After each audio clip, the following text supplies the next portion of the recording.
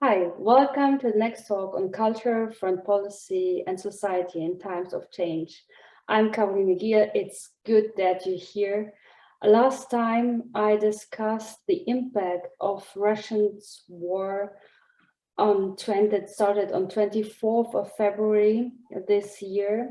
And this was the impact from Poland. And today I want to highlight the perspective of Latvia. And I'm very happy to speak with Professor Andris Spruds, who is with me right now online from Riga, from Latvia. He is a very well-known international expert and professor at the university and chairman of the board of the Latvian Institute for International Affairs. Andris, I'm very happy to talk to you today. Hi. Hi, Carolina. Hi. Good to be with you today. Hi. So my first questions I asked everyone in the previous interviews was, so the 24th of February this year, how you remember this day, so what impact it had on you and how you remember it? Well, I remember it very well. I guess those traumatic experiences, traumatic days, they are leaving quite a memory scars in each person who follows events. I was called by the Latvian TV at 6:30 in the morning. And basically, I woke up with a question, so how we can assess what's going on in Ukraine. So, of course, that was a brutal awakening. And what we see, it's also the brutal war. And of course, many of us didn't exclude different scenarios. But when it came, it was quite dramatic and tragic and unexpected in many ways on a scale what we see on the brutality what we saw. So that's why this day, of course, has changed you can say personal trajectories with different reassessments necessary individually as an expert, and also, of course, it has changed the trajectory of European security and interaction with neighbor, which we believed is a neighbor with whom we can somehow engage and interact. It seems that it's not the case anymore. So we all got to put it mildly, a cold shower, and now already we are living in different reality. Many experts warned before this full-scale invasion of Russia to Ukraine started. Like, these were experts from countries like Poland, Lithuania, Estonia, also Latvia. So are you disappointed that your voices have not been heard? I would respond academically, yes and no. Of course, I mean, the Baltic countries and Poland always have been quite cautious about Russia's intentions. And we have not been naive, and we could not afford to be naive about Russia because of our own historical experiences, because we have been just in a neighborhood of Russia. We've seen all the manipulations and different kind of pressure on the Baltic and Polish nations as well. So, of course, for us, it is nothing new and surprising in a sense, in a long-term perspective. But at the same time, how you deal in this situation. And of course, you can have several kind of approaches. And one approach exactly is try somehow to engage your enemy, try to somehow to make your enemy or your opposing side, your strategic challenge to be interdependent. It seems it didn't work. So I would not throw the blame game or blame ball to one or another side.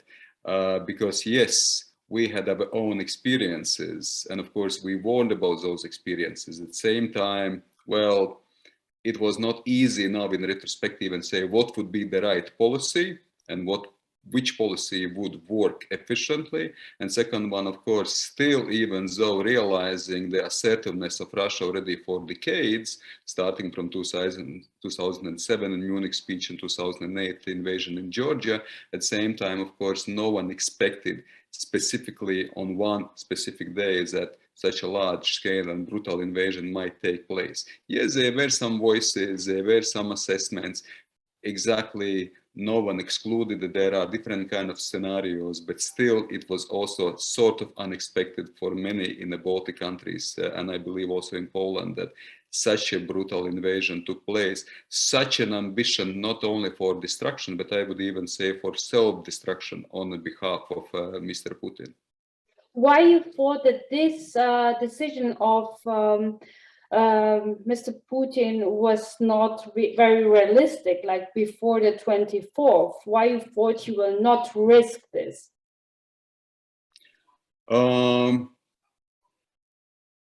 We would say, or I would say, that that he would not risk, or because exactly he or we predicted, or we sort of made assessment exactly what might happen next. What might happen next is that it would not be so easy with Ukraine. Ukraine is a large country and absolutely has consolidated itself. They absolutely, it might influence that at some moment after this first, you can say, the feelings of victory within Russian society, when you start also to feel the troops are coming not always back alive, your sons and your brothers and your husbands, then of course also the societal approach might change. Actually, Russian society before the war was not very willing to go to war. So more than 50% were against the war. More than 80% were believing that actually Russia should establish a friendly relationship with Ukraine. So additionally to that, sort of apart from Ukrainian and Russian interaction, you might also say exactly that Putin risked everything what he built before, this interdependence, economic interdependence. In a sense, also divided Europe. Now he got a completely united, unified Europe. So if you look all those things, what he received for his invasion, then actually it somehow in many ways doesn't make sense. But again, it seems that it's not just about making sense in a rational sense of this word. It's also about emotions. It is also about resentments. It seems to be that it is very personal for Mr. Putin. It seems that he believes that he can do some kind of victory lap in the near future and sell it to society and strengthen his authoritarian rule. So that's why, of course, there have been also some calculations, but at the same time, I think he is risking with self-destruction, not only with destruction of Ukraine, but also with self-destruction of his regime, what he built for quite many years in a quite cautious and gradual way. But you really think that Mr. Putin cared about the united Europe? So was he really afraid of this? I would not overstate it. I would not exaggerate it. Absolutely. So I don't think so that it has been a primary, you can say, calculus of Mr. Putin. I don't think so that this was a element on which he focused too much. But if you look at the whole spectrum of deterrence, if you might say, a deterrent of being kicked in Ukraine, deterrent of being exactly taking losses in Ukraine, deterrent of losing this divided Europe, which Putin has been able to manipulate quite skillfully, deterrent of having sort of neutral Sweden and Finland on its borders. Now what he receives resistance of consolidated Ukrainian society in Ukraine. He receives coffins coming back to Russia. He receives unified Europe with sanctions. Let's not over-exaggerate it once more, I would agree with that. He receives Finland and Sweden potentially becoming the NATO members. He receives NATO increased presence in the Baltic countries and Poland. So that's why, of course, there is a spectrum of elements, but absolutely the primary element is that his society, the Russian society, at some moment might say enough is enough. We don't want to see long protracted war with actually Russian soldiers being killed. it's not about the sort of other elements are just part of the wider picture. I think this is the biggest primary deterrent, which actually Putin, by throwing his dice, is risking, as I said, with sort of stability of his regime in eyes of his own society. The Baltic States, Latvia, they were Soviet republics. They became parts of the NATO. Why they're supporting Ukraine that much right now? Perhaps you can elaborate a little bit about the history and circumstances why, especially Latvia, is so much supporting Ukraine. Well, I think we emotionally associate ourselves with fight for freedom. Even though, of course, Ukraine is much larger country than the Baltic countries, more than 40 million people. So in Latvia, it's less than 2 million people. So altogether in the Baltic countries, we speak about around 6 million people. So of course, it's not a big number. But at the same time, we believe that we are small nations, and actually we share the same destiny with Ukraine, which wants to become European country. We became European country, European Union country, NATO country almost 2 decades ago. So, and we of course share those aspirations, and we share aspiration to be free and independent and democratic country. And of course, once you see that the nation is fighting against former imperial center, which still seems to have assertive imperial ambitions, then this emotional association is extremely strong. Of course, it has been also strengthened by the perception that Russia has never gone away, that Russia's sort of ambition, imperial tradition is still present. It means also that Ukraine is fighting not only for itself, but it fights for the post-Soviet space nations which want to be independent, free and democratic. And that's why, of course, this war which takes place in Ukraine is very much placed in a Latvian or Baltic mentality and emotions as actually war which we are fighting, of course, not directly, but indirectly. So that's why the historical experiences, the shared aspirations, the insecurity and the smallness, the victimization feeling. So these are a number of factors which sort of converge together, which makes it's very emotional to follow and to support Ukrainians in their fight for independence and freedom and democracy. Well, you said that Latvia is supporting, well, Ukraine. I also asked this. But of course, you also have a Russian minority. I remember one of my trips to Daugavpils in the east of Latvia, where you have not a Russian minority, but even majority, you can say. So, what the Russian speaking, the Russian minority is thinking about the war, what is going on with the Russians in Latvia? Yeah, of course, it is a complex question, and it is a complex and challenging question and issue also for the Baltic countries, especially for Latvia.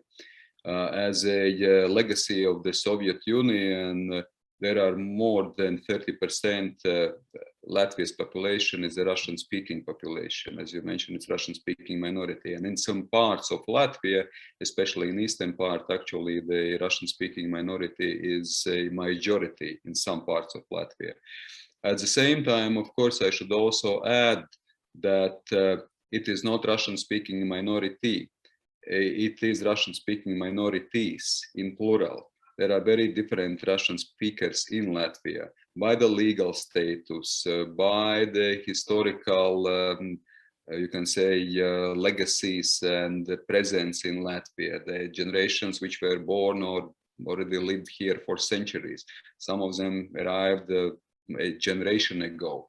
So, of course, there are different people by their attitude. So that's why it's not a in a sense, consolidated group of people. So we speak about quite spectrum of different people. After the regaining independence, already it has been more than 30 years. So there is a whole generation which was born and grown up in independent Latvia, which are absolutely bilingual, speak two languages freely, and are absolutely fully integrated. There are people who are still non-citizens of Latvia, who have not passed, you can say, or taken exams of Latvian language and have made quite a deliberate choice not to become citizens of Latvia.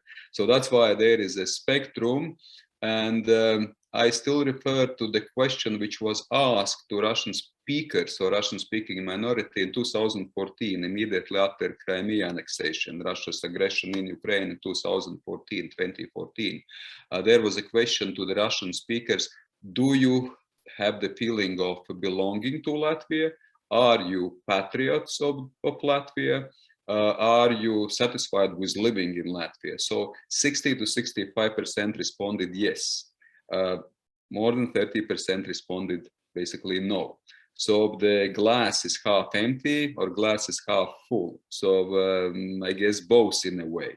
So which means that of course there is a big group of Russian speakers which are fully integrated, which actually are very critical of what's going on now in Ukraine. They are critical of Russia's activities, but there are still people who seems to be indirectly or directly are supportive of Russia's activities. So yes, it is once more, it is a challenge, but of course it is a complex in its diversity of manifestation of this complexity. But so you called it a challenge, but does this minority have political impact on Latvian politics? Yes and no again. On the one hand, I might say that even the parties which have been representing predominantly Russian-speaking minority, like Harmony Party, which is the biggest party in the parliament with approximately 20% of the seats in the parliament, even though they are not part of the ruling government ruling coalition. So they've been actually openly saying that it is a time when actually we Russians also should take stand and position, being critical of Russia's aggressiveness in Ukraine. So actually politicians, also those who are supposedly representing the Russian-speaking minority, basically have been critical of Russia's aggression in Ukraine. Apart from few of them, yes, there is a small party, a Russian party called, not surprisingly, which is pretty much supportive of what Russia does. But majority of the politicians from all spectrums, within the ruling coalition, outside ruling coalition, regardless ethnicity, basically are sort of in a one position being critical of what has been done by Russia in Ukraine. At the same time, let's not deny that still there are segments of society, and even though I would not overstate and exaggerate, let us say, the size of these segments, but still I would say significant segments of society, and I think it might be 20 to 30% of Russian-speaking minority here in Latvia, which could be more sympathetic and you can say positive and supportive of Russia's activities in Ukraine. And public opinion polls, they also demonstrated that there is 10 to 20% of exactly mostly Russian-speaking society, which is much less critical of Russia's aggressiveness, Russia's invasion, Russia's aggression in Ukraine. So this should be certainly taken into account, and in a long-term perspective, we cannot deny that it is also a political problem, political challenge, and certainly, of course, it will influence also the calculus of politicians who represent or who try to represent Russian-speaking minority. I mean, Latvia is a member state of the European Union. How the Latvian government reacts to these challenges, especially after the war has started? I mean, I'm perfectly aware that there's a lot of propaganda also from the Russian sides to the Russian speakers in Latvia. So how you deal with this, or how the Latvian government deals with this challenge? Well, that's not an easy one, because of course now in a moment of emotion when everything is still very painful and sensitive and fragile, of course it is sort of difficult immediately to find some sort of immediate panaceas, pills, the medicine for sort of solving the issues which have accumulated in a longer term perspective. Yeah, so when it's not even accumulated, it's also the legacy of the Soviet Union. So of course, the borders or the, in a sense, affiliations, they are not being cut in it overnight, in a day's or a night's time. So certainly, of course, also propaganda, which has been available to the society or population, especially Russian-speaking population, as in a democratic country. So it was of course having some detrimental effect as well. So there are two responses. On the one hand, yes, there is the response that actually some of these propaganda machinery should be limited and constrained. That actually now, even though we are a democratic country, we have the right to protect our information space.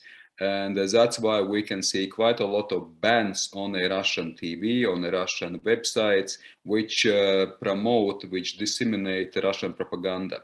So this is in a sense more this critical or punishment part, yeah, so that you should limit, you should constrain Russian propaganda above all. The second one, of course, is to discuss what should be done to integrate, how to integrate. And these moments of crisis, they are to some extent also helpful, because then you realize that your own society has some challenges, has some fragility about it, which should be addressed. You mean integrate the Russian speaking, the Russian? Yes. Yeah, yes. How to look for integration. And there is no unanimous approach to it. It is not that everyone is on the same page, because of course there are groups among Latvian society which says, now look, everything should be cut. Also the monument to the Russian Soviet soldiers should be eliminated and be finally taken away, because this is actually the monument not to liberators, it is a monument of occupation. So there are also harsh and strict voices that now it's time to act sort of actively. But there are also voices that this is not the best time immediately sort of to exaggerate with some activities, that the integration requires more peaceful approach and more dialogue among the groups of society, because by avoiding from dialogue, at the very end, you undermine your own resilience and stability as society at large. So when actually you feed into the propaganda and the policies of Russia, which tries to exactly divide societies and undermine its resilience. So that's why, of course, there are different voices. Let's be clear, I think there is no sort of straightforward, immediate solutions. And my own belief is that, yes, we should take a piecemeal approach to exactly engage in a dialogue, and of course to try to explain things, but we should also be realistic at the same time that there will be a group of society which most likely will never be fully integrated or re-educated, if you may say so. When I was talking with my colleagues, friends from the Baltic States, not only Latvia, they expressed a kind of fear that the Baltic States could be the next. I mean, you can also read it in various media about the fears of Baltic States because of the history, also states of former Soviet republics. But you think that these Russian-speaking, Russian minority in Latvia, they're also the same kind of afraid? Like, are you afraid? Are they afraid, or are they afraid as a society? As they indicated that 60%, around 60%, they identify with the Latvian state. Well, I think there is a spectrum of concern and fear and emotions. And of course, there are those who are completely indifferent, and it's among both Latvian and Russian society. Yes, I would assume that for Latvian society, a society of the small nation, ethnically small nation, which always have this concern and fear of cultural, linguistic, ethnic extinction. Of course, the fear it's much more historically ingrained. So that should be absolutely taken into account. Even though I would also not overstate and exaggerate this fear among Latvians, because I think we've been used to living to the big neighbor. Yes, of course, now it is, you can say, the escalated moment of Russia's aggressiveness, and we see bloodshed, brutal warfare from Russian side and Russia's invasion. But at the same time, living with a difficult neighbor, with a challenge, with concern, it's been for some time already, especially after invasion in Georgia. I think that kind of scenario that we are also somewhere in the front line, and there is some risks involved. I think this scenario, or this state of mind, is certainly part of Latvian society. And of course, especially after 2014, 2015, 2016, the number one concern about the future was not the health or welfare or kids' education. It was about the prospect of war. So this prospect of war, this shadow of the prospect of war, it's in a sense always somehow present. But at the same time, as I said, we have used to living to our difficult and challenging neighbor. And second one, of course, we are part of European Union, and above all, part of the NATO fifth article. And this gives some, in a sense, peace of mind to, let us say, our attitudes. As for Russian speakers, yes, I guess there are the shades of gray, if you may say so. There are, I guess, a spectrum of different positions. I would assume, again, that there are those people who are, in a sense, completely unafraid, who are, in a sense, even supportive, and I would not say waiting, but still, well, somehow emotionally not being on the fear side. But there are people, again, with among the new generation, which are fully integrated in the Latvian society, which are part of the Latvian society, and of course for them losing what they have, I guess there is also concern and fear, and fear of prospect of the war. It doesn't have completely, you can say, ethnical borders in Latvia, within Latvian society. You just mentioned NATO Eastern flank. Everyone is talking about this these days. So perhaps you could explain us like how the situation is right now, what the Latvian government or even Latvian society is expecting from NATO. Do they feel protected or not? So perhaps you could tell us more about the current state and the, if you may call it like this, expectations. Yeah, in short, I would say that I think the NATO is absolutely the important alliance, security alliance, defensive alliance. And in this regard, I think the Baltic nations feel quite secure. Even I would add, paradoxically, but there is some silver lining to those tragic events in Ukraine, which are happening in Ukraine. There is a silver lining for the Baltic nations, starting already from 2014. Before 2014, before the annexation of Crimea, no one expected in the Baltic countries there would be NATO troops and that there would be German boots on the ground. After 2014, NATO troops around, and Germans are now the only EU framework leading nation among the leading nations within the Baltic countries. So you see, of course, the Americans in Poland, you see the Brits in Estonia, you see the Canadians in Latvia, and actually the Germans are the leading nation in Lithuania. So it was, in a sense, as I mentioned, silver lining for the Baltic countries during in the context of those tragic events and developments in Ukraine. And something similar we might see also today. On the one hand, tragically, that no one really directly supports Ukraine, apart from, of course, financial support, military equipment support, but not with a sort of solidarity approach in terms of common defense. While in Baltic countries, the NATO allies, the leading NATO allies like United States had declared, announced it straightforwardly. This is the fifth article territory. And in any case, if something happens, even the 1 inch of the NATO territory will be defended by force.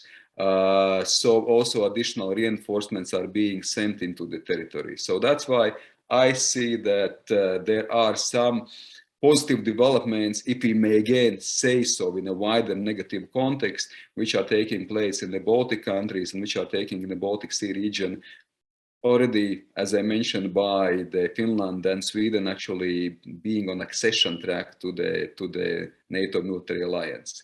So yes, context is negative, context is precarious and fragile. It generally creates a feeling of insecurity, but being part of the NATO, I think it adds and reinforces this I would say the state of mind which says that we are on the secure side. But again, I would agree that nothing is taken for granted. Let's be realistic on this one. Also, there might be leadership changes in the NATO countries, be it France, be it United States, be it Germany. And of course, it's nothing is taken for granted in a long-term perspective. But at the moment, I would say that despite those fears, if you look rationally, I think there is a lot of feeling that the Baltic countries are on a safe side being the NATO members.